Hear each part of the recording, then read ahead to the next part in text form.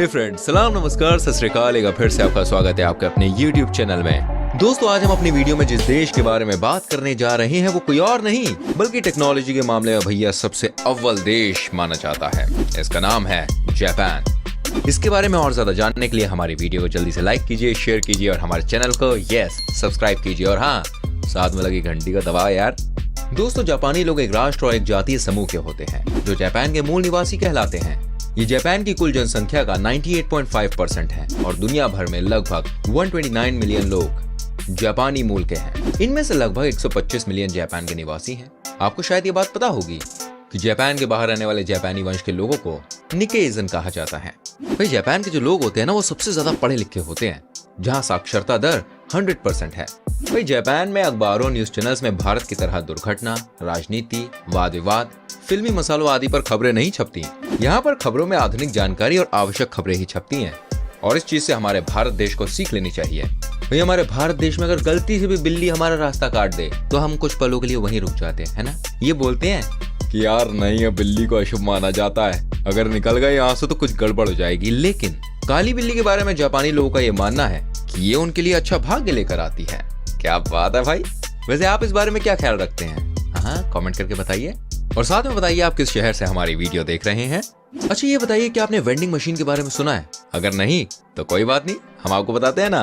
वही vending machine वो machine होती है जिसमें सिक्का डालने से कोई चीज आदि निकल आती है, जैसे कि नूडल्स, अंडे, केले आदि।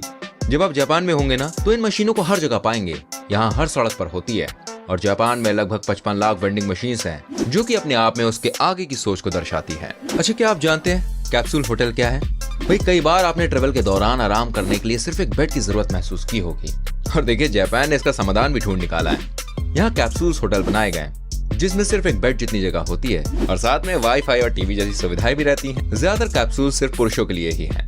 और साथ में मैं आपको बता दूं, जापानी ट्रेन दुनिया की ऐसी ट्रेनों में से एक है जो एकदम राइट टाइम पे चलती है। हमारी तरह नहीं, राइट टाइम बोल के 6 घंटे रेलवे स्टेशन पर बैठा दिया और अगर लेट होती भी है वहां तो औसतन सिर्फ 18 सेकंड के लिए। बताइए, कमाल है ना। मैं आपको बताना चाहूंगा दोस्तों, जापान के ऑफिसों में काम के दौरान सोना स्वीकार योग्य नहीं माना जाता है, क्योंकि ऐसा माना जाता है कि व्यक्ति ज्यादा काम करने की वजह से थक गया है और ब्रेक ले रहा है। यहाँ जानना जरूरी है कि जापान के लोगों को विश्व का सबसे मेहनती इंसान माना जाता है। इस देश की लड़कियां डायपर पहनकर आती हैं ऑफिस। ये बात बड़ी अजीब है। दोस्तों, जापान एक ऐसा देश है जिसे पूरी दुनिया में हार्ड वर्किंग के लिए जाना जाता है। यहाँ के लोग अपने काम को लेकर बड़े दीवाने और खासकर लड़कियां तो हद से ज्यादा। यहाँ की लड़कियों को काम का इतना जुनून है कि वो अपनी सेहत तक से खिलवाड़ कर बैठती हैं। वो काम करने में इतनी मशगूल हो जाती हैं, डूब जाती हैं कि इस दौरान भाई टॉयलेट तक नहीं जाती और टॉयलेट से बचने के लिए वो ऑफिस डायपर पहन कर आती हैं। मैं अपने कानों पर यकीन नहीं कर पाया जब मैंने ये सुना, ताकि उनको काम में प्रॉब्लम ना हो, उन्हें बार बार उठ के जाना ना पड़े। यार, ऐसा तो नहीं होना चाहिए कम से कम। इन लड़कियों के मुताबिक जब भी उन्हें शौच की शंका होती है तो वो काम के दौरान उसी डायपर में टॉयलेट कर लेती हैं। हाँ जी, इससे उन्हें काम में किसी भी तरह का कोई रेस्ट नहीं देना पड़ता है। जापान में 10 साल की उम्र होने तक बच्चे को कोई भी परीक्षा नहीं देनी पड़ती। ये बात सुन के यहाँ के बच्चे तो भाई गदगद हो जाएंगे। साथ में आपको बता दूं, जापान में बच्चे और अध्यापक एक साथ मिलकर क्लासरूम को साफ करते हैं। ये तो बहुत अच्छी बात है। जापान के मेटाबल लॉ के अनुसार 40 साल से ज्यादा उम्र के पुरुषों की कमर 33.5 इंचेस से ज्यादा और औरतों की 35.4 इंचेस से ज्यादा नहीं होनी चाहिए। ये स्केल यहाँ के सरकारी कर्मचारियों का मोटापा जांचने के लिए रखी गई है। हालांकि तय मापदंड से ज्यादा होने पर कोई फाइन नहीं लिया जाता, बल्कि उन्हें फिट रहने के लिए टिप्स दिए जाते हैं। आपको बता दें कि टाइटैनिक दुर्घटना में बचे जापानी व्यक्ति को उसके देश वालों ने डरपोक कहना शुरू कर दिया था, क्योंकि वो दूसरे यात्रियों की तरह मरा नहीं। मतलब हद है यार।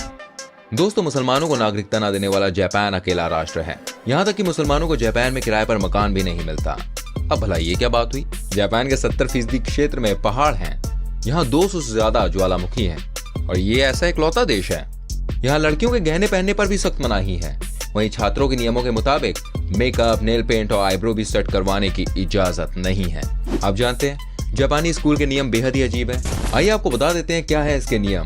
दोस्तों, बच्चों को स्कूल भेजना हर पेरेंट का फर्ज होता है ताकि वो अच्छा पढ़ लिख कर आगे बढ़ सके। स्कूल में बच्चों को हमेशा ही अच्छी बातें सिखाई जाती हैं और इस मामले में जापान के स्कूल बहुत आगे हैं, जो अपने नियमों के चलते हमेशा सुर्खियों में बने रहते हैं।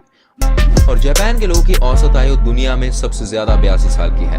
दोस्तों, जापान में 100 साल से ज्यादा उम्र के 50,000 लोग हैं और जापान में जो किताबें प्रकाशित होती हैं उनमें से 20% कॉमिक बुक्स होती हैं। जापान में 1 जनवरी को नववर्ष का स्वागत मंदिर में 108 घंटियां बजाकर किया जाता है। जापान चारों ओर से समुद्र से घिरा होने के बावजूद भी 27% मछलियां दूसरे देशों से मंगवाता है, क्योंकि भाई वहां मछलियां बहुत ज्यादा खाई जाती हैं। Superb umbrella. बारिश में अक्सर लोग अपने साथ छाता रखते हैं। अगर कहीं बारिश भी आ जाए तो वो छाते का इस्तेमाल करके अपने शरीर को पानी से बचा लेते हैं, लेकिन साइड से भीगी जाते हैं। पर जापानियों के पास आइडियाज की कोई कमी नहीं है। वहाँ कुछ ऐसे छाते हैं जो आपके शरीर को पूरी तरह से कवर कर लेते हैं। जापान में 90% मोबाइल वाटरप्रूफ हैं, क्योंकि ये लोग नहाते समय भी फोन का यूज करते हैं। वैसे कई लोग ऐसा हमारे देश में भी करने लगे हैं। दोस्तों, जापान में सबसे ज्यादा सड़कें ऐसी हैं जिनका कोई नाम नहीं है। और अब हम आपको जापान की ऐसी टेक्नोलॉजी के बारे में बताएंगे जो आपको चौंका देगी। दोस्तों, दुनिया में टेक्नोलॉजी के मामले में जो देश सबसे आगे है वो है जापान। दुनिया में कई देश हैं और सभी देश किसी न किसी चीज में आगे हैं, लेकिन जापान कुछ ज्यादा ही अलग है। और जापान भाई हर एक व्यक्ति जरूर जाना चाहेगा। अगर आप भी कभी जापान जाते हैं तो आप देखिएगा वो दुनिया से कितना अलग है। जापान में एक अनोखा रिवाज है जहाँ सिर्फ लड़कियां लड़कों को चॉकलेट गिफ्ट करती हैं। ये सुनने में जितना अजीब है उतना ही दिलचस्प भी है। दरअसल जापानी लड़कियों के लिए ये बेहद आसान तरीका है अपनी फीलिंग्स को जाहिर करने का। यहाँ वैलेंटाइन डे से पहले 13 फरवरी को चॉकलेट डे भी मनाया जाता है। दोस्तों, यहाँ पर एक और खास रिवाज है जिसका नाम है गिरी चौको।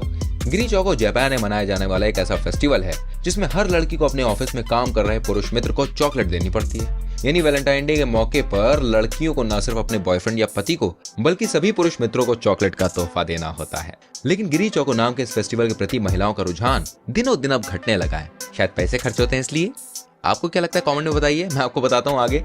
सुमो फेस्टिवल क्या चीज है?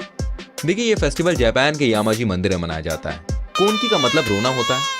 जापान के इस पारंपरिक त्योहार में 2 सुमो लड़के हाथ में छोटा बच्चा लिए एक दूसरे के सामने खड़े हो जाते हैं। ये काफी विचित्र है कि प्रतियोगिता तब शुरू होती है जब दोनों बच्चों में से कोई पहले रोता है। साथ ही जो ज्यादा देर तक और तेज आवाज में रोता है वो बच्चा प्रतियोगिता जीत जाता है। जानकारी के मुताबिक यहाँ की लड़कियों में एक और खास बात है, ये अपने प्रेमियों को बहुत प्यार करती है तथा उन्हें कभी भी धोखा नहीं देती है। ये बात बड़ी पसंद आई मुझे। नेकेड फेस्टिवल, ये भी जापान में होने वाला एक त्योहार है। इसमें लोग बस एक लंगोट में होते हैं और त्योहार मनाते हैं, फिर चाहे वो लड़का हो या लड़की। सब लोग इसमें कम से कम कपड़े पहनते हैं। तो दोस्तों, ये थे जापान से जुड़े कुछ बेहद ही अद्भुत और दिलचस्प फैक्ट्स। तो आपको हमारी वीडियो कैसी लगी हमें प्लीज कमेंट बॉक्स में बताइए, क्योंकि आपके कमेंट करने से हमें बहुत प्रेरणा मिलती है। वीडियो पसंद आई हो तो प्लीज लाइक कीजिए, शेयर कीजिए और चैनल को सब्सक्राइब करें, जिससे आपको हमारी आने वाली वीडियोस के नोटिफिकेशंस मिलते रहें। फिर मिलेंगे आपसे नए इंटरेस्टिंग टॉपिक के साथ। वीडियो देखने के लिए धन्यवाद। मिलते हैं अगली बार। Till then, bye bye, take care.